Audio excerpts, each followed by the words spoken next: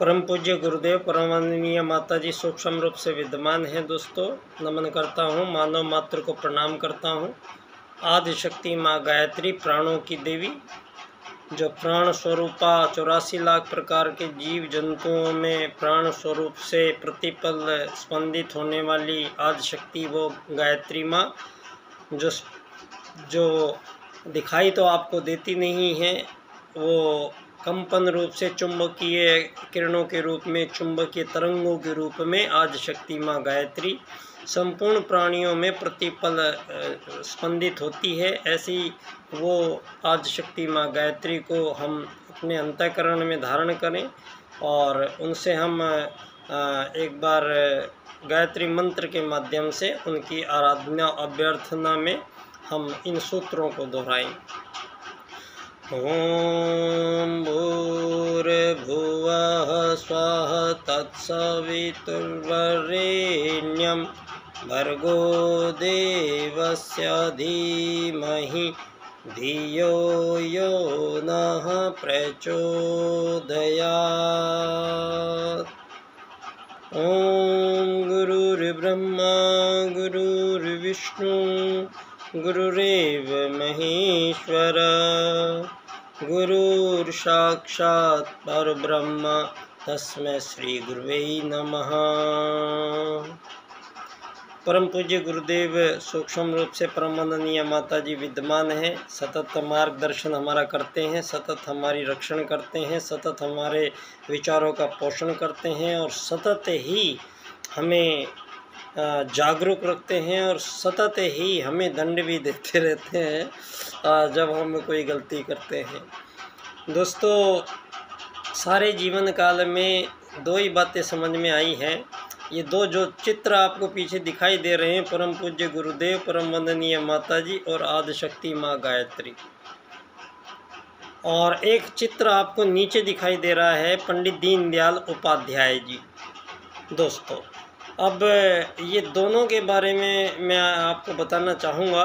परम पूज्य गुरुदेव आमलखेड़ा आगरा गांव के थे और पंडित दीनदयाल उपाध्याय जी चंद्रभान नंगला आगरा के थे। गांव में ज़्यादा दूरी नहीं थी और दोनों ही उपाध्याय थे और दोनों का मिलान पहले ही हो चुका था, क्योंकि जब महाकाल स्वयं धरती पर युग परिवर्तन करने आते हैं तो युग परिवर्तन करने में महाकाल को बहुत सारी ऐसी देव आत्माएँ अपने साथ लेके आते हैं जो उनके कार्य में सहयोगी होती हैं, उनका सहयोग करते हैं जो परमात्मा का। तो उनमें से सबसे मुख्य ऐसी एक दिव्य तेज वाली एक आत्मा जो आजीवन अखंड ब्रह्मचर्य का पालन करते हुए अपने संपूर्ण जीवन में सभी मानवों से ज़्यादा तकलीफ़ और संकटों के दौर से गुजरते हुए, शायद ही इतना कोई गुजर पाया होगा, राजा हरिश्चंद्र के जैसे ही होते हैं बिरले। पंडित दीनदयाल उपाध्याय जी का बचपन पैदा यहीं मेरे पास धानक्या स्टेशन जयपुर राजस्थान में हुए थे और इनका बचपन 8-9 साल तक ये यहीं पर इनका बीता। और मेरा सौभाग्य है परम पूज्य गुरुदेव के माध्यम से मुझे इनकी जन्म स्थली पे ही जब लाके छोड़ दिया था, जब उससे किसी को पता ही नहीं था कि यहाँ इनका जन्म भी हुआ है, मुझे भी नहीं पता था। लेकिन मैं इनके जहाँ जन्म हुआ था उस क्वार्टर तक मैं दिन में रोज़ एक बार चक्कर लगा के आता था और कोई जैसे आकर्षण मुझे खींचता है तो रोज़ जाता था आता था। कई साल बाद में 3-4 साल बाद में पता लगा कि यहाँ इनका जन्म हुआ, तो मुझे रुचि तो थी नहीं और मुझे पता नहीं, लेकिन परम पूज्य गुरुदेव ने यहाँ से जाने नहीं दिया। मैं अक्सर परम पूज्य गुरुदेव से कहता था कि मैं गायत्री परिवार का आदमी हूँ, तो मुझे गायत्री परिवार से इत्र हट के मुझे एक ऐसे NGO का निर्माण करना पड़ा जिसमें मैंने आज तक कोई डोनेशन नहीं लिया। इसी वजह से मुझे मीडिया जो से दूर ही रहना पड़ा है, क्योंकि ऐसा दुनिया में कोई NGO तो कैसे होगा जो किसी से डोनेशन नहीं लेगा, लेकिन हमें कार्यक्रम कुछ संचालित करते रहना है। तो मैंने परम पूज्य गुरुदेव की ही आज्ञा में बाल्यकाल मुझे पता नहीं था कि ये शब्द इतना इम्पोर्टेंट होगा कि बाद में जाके, तो मुझे पता बाद में जाके ये फिट बैठ रहा है बिल्कुल कि दीनदयाल उपाध्याय जी के मैंने एकात्म मानववाद को समर्पित बाल्यकाल रखा नाम। तो दीनदयाल जी का बाल्यकाल पूरा यहाँ पर बीता। तो बाल्यकाल ही मेरे मन में उस समय ये था कि धरती पर बड़े आदमियों को, ये ज्ञानी आदमियों को, बुद्धिमानों को, इन नेताओं को, धर्माचार्यों को, इनको सबको मैं जाकर जब भी अपनी बात बोलता हूँ तो वास्तव में कोई किसी के पल्ले नहीं पड़ती, ये बात कोई गौर ही नहीं करता है इस बात पे। तो मुझे ये तो बात पहले गुरुजी ने पहले ही समझाई थी कि बुद्धिमानों के पास जाके कोई फ़ायदा नहीं, ज्ञानवानों के पास जाके कोई फ़ायदा नहीं, वो तो सारे के सारे पहले से ही भरे पड़े हैं। तो परिवर्तन, युग परिवर्तन करने के लिए फिर मेरे उसी समय ध्यान आया था कि मुझे ऐसा करना पड़ेगा कि अगर ये लोग, ज्ञानी लोग नहीं मानेंगे तो मैं बच्चों को लेके, बच्चों से मैंने 10,000 निबंध लिखवाए हैं एकात्म मानववाद से समग्र व संपूर्ण वैश्वीकरणवाद विषय पे। पंडित दीनदयाल उपाध्याय जी के 4 सूत्रों में से मैं, जो मेरा पहला विषय मैंने बनाया था, मेरा, जिस पर मैंने 10,000 निबंध तो मैंने बच्चों से लिखाए हैं, उनको प्रमाण पत्र वितरण किए हैं। एक बार मैंने व्याख्यान कराया था, इसमें आदरणीय फूलचंद जी भिंडा विराटनगर के पूर्व विधायक हमारे व्याख्यान में आए थे। उसके बाद में फिर मैंने भरपूर कोशिश की, लेकिन समग्र व संपूर्ण वैश्वीकरणवाद पर कोई बोलने के लिए तैयार नहीं होता है, और ना ही पंडित दीनदयाल उपाध्याय जी के अर्थायाम पे कोई बोलने के लिए तैयार होता है। और ट्रिलियन इकोनॉमी की बात करते हैं सारी दुनिया से, और सबको प्राइवेट सेक्टराइजेशन में सारी दुनिया को तेज़ी से लाया जा रहा है, सारी चीज़ों को धड़ाधड़ इन अमीर लोगों को बेचा जा रहा है सारी दुनिया में।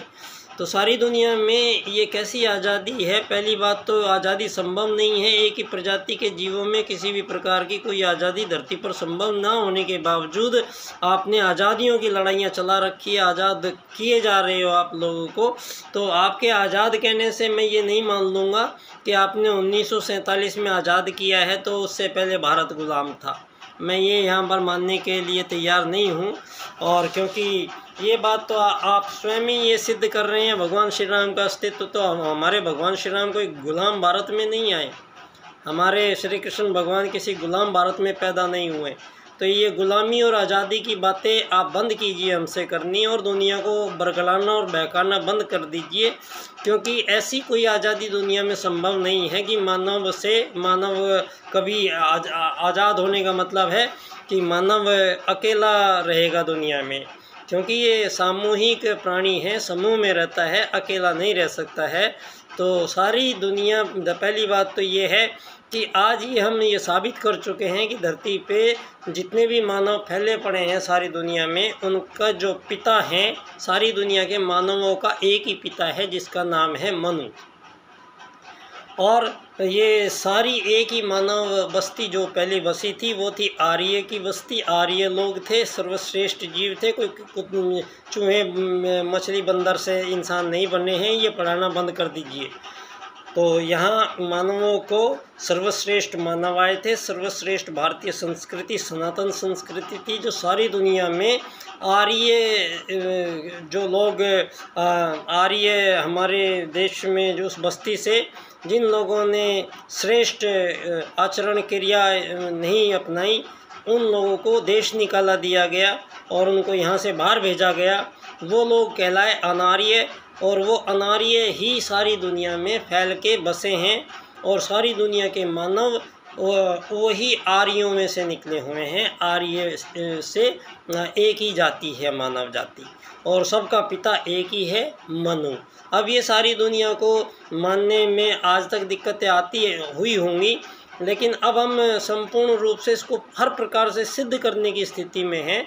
तो ये जो आपका 150-200 साल में ये जो पूंजीवादी लोकतंत्र के माध्यम से मानवों के बीच में आज़ादियाँ बांटना और लोगों को अमीर गरीब मालिक नौकर बनाए रखना, एक ऐसी परंपराएं आपने जो यहाँ पर ऐसी डाल दी हैं कि मानवों को ये लगने लग गया है कि अमीर गरीब बनाना मानवों को भगवान का काम है। तो आप इसको ठीक करना पड़ेगा। अमीर गरीब की कोई परिभाषा परमात्मा की नज़र में नहीं है। वहाँ ये सब मानव निर्मित है, मानवों की त्रुटियां हैं या मानवों की ज़रूरतें हो रही होंगी, लेकिन अब युग परिवर्तन है। तो अब ना तो कोई आप में से अमीर बन पाएगा, ना गरीब बन पाएगा, ना मालिक बन पाएगा, ना नौकर बन पाएगा। वो सारे के सारे मानव जो धरती पे आएंगे यात्री हैं, यात्री बन के आते हैं तो यात्री बन के रखा जाएगा और यात्री बन के ही जाएंगे दुनिया में दोस्तों। और ये जो भ्रम की जो सारी स्थितियां आ रखी हैं सारी दुनिया के सामने, ये इनको केवल 2 सूत्र ठीक करते हैं। आत्मत सर्वभूतेषु वसुधैव कुटुम्बकम का मिलान करना पड़ेगा। और मिलान कैसे होगा? परम पूज्य गुरुदेव ने जब युग परिवर्तन करते हैं तो राजनीति के पुनर्निर्धारण का जो मुख्य कार्यक्रम है ये पंडित दीनदयाल उपाध्याय जी के सुपुर्द किया गया है। और ये पंडित दीनदयाल उपाध्याय जी ने 4 राजनीतिक सूत्र विश्व राजनीति के सम्मुख प्रस्तुत किए हैं, जिसको सारी दुनिया को अब भविष्य की राजनीति का मूल केंद्र बनाना पड़ेगा। अर्थायाम, एकात्ममानवाद, आर्थिक लोकतंत्र और अंत्योदय, इन चारों की व्याख्या मैं इस क्रम से एक साथ करता हूँ तो बात ही अलग आ जाती है दुनिया में। आर्थिक लोकतंत्र द्वारा अर्थायाम आधारित एकात्म मानववाद की स्थापना से अंत्योदय की प्राप्ति हम करेंगे। तो अगर हम ऐसा करेंगे तब ये जितने भी देश हैं आज़ाद देश, इन सब आज़ाद देशों की जितनी भी आज़ाद सरकारें हैं इनको डिसॉल्व करना पड़ेगा और सारी दुनिया की सरकारों को मिलाकर एक ही विश्व सरकार बनानी पड़ेगी। अब सारी दुनिया का जो सारे मानव 7 अरब लोग हैं, इनके जीवन का हर फैसला अब ये सारे 7 अरब लोगों का एक ही छत के नीचे बैठ के मानवों को इनके बारे में आगे की रूपरेखाएं बनानी पड़ेंगी। तो इसके लिए सारी दुनिया की राजनीति को डिसॉल्व करके एक विश्व सरकार बनेगी और उसको अन्यत्र स्थापित किया जाएगा। और धरती पे जितनी भी सीमा रेखाएं हैं ये सारी सीमा रेखाएं समाप्त कर दी जाएंगी। इन सीमा रेखाओं से ही वास्तविक आज़ादी मानव को मिलेगी। तो जब सारी दुनिया में एक ही सरकार होगी और सारी दुनिया के लोग यात्री कहलाएंगे, ना ही किसी मानव को यहाँ पर धरती खरीदने की ज़रूरत पड़ेगी, ना मकान बनाने की ज़रूरत पड़ेगी। रोटी, कपड़ा, मकान, चिकित्सा, स्वास्थ्य, सम्मान, ये जितनी भी ज़रूरतें मानवों की प्रावर्तित की गई हैं धर्म अर्थ काम मोक्ष को छोड़कर, और एक दूसरी दिशा में अपने मानव शरीर के संचालन की को ही संघर्ष बना के प्रस्तुत किया गया। और मानवों के बीच में मानव ही युद्ध, शोषण, वध में निरत जो 1000 साल से हैं, इन सब को विराम दिया जा रहा है। और विराम देने का कारण मानव की सारी ज़रूरतों की पूर्ति जो संघर्ष में बदली गई थी, उस पूर्ति की गारंटी विश्व सरकार देती है। अब मानव की सामने जो जिम्मेदारियां आ रही थी, जिनकी वजह से मानव यहाँ लालच में पड़ता है, यहाँ ठगता है, झूठ बोलता है, चोरी करता है, डाके डालता है, हत्याएं करता है, इतने सारे जो कुकर्म मानव को करने पड़े हैं, वो किस लिए? धन प्राप्ति के लिए। और धन प्राप्ति के बिना पंडित दीनदयाल जी ने पहले ही कहा है, भारत का ये मूल विचार नहीं है कि कोई भी मानव किसी भी मानव से कोई वस्तुओं का आदान प्रदान करेगा या सेवा सहायता लेगा तो बदले में कुछ लेने देने का विधान धरती पे किसी भी जीव में नहीं है। तो मानव भी कोई लेने देने के बदले कुछ नहीं देगा यहाँ पे।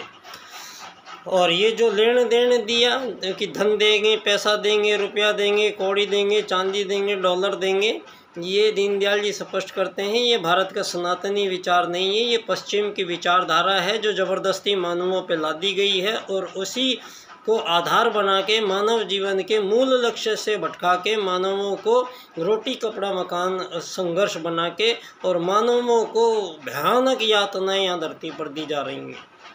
युद्ध चल रहे हैं, बम छोड़े जा रहे हैं, लोगों की हत्याएं की जा रही हैं, सर कलम किए जा रहे हैं। जब तक तो ये सब क्या हुआ?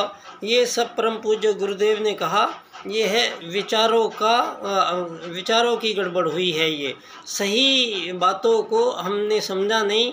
आत्मत सर्वभूतेषु को पहले दुनिया को समझना जरूरी है कि मानव आखिर है कौन, क्यों आया है, क्या करेगा, कब जाएगा, आने जाने के बीच में क्या है और जाके कहाँ जाता है और फिर कहाँ से कहाँ फिर आता है।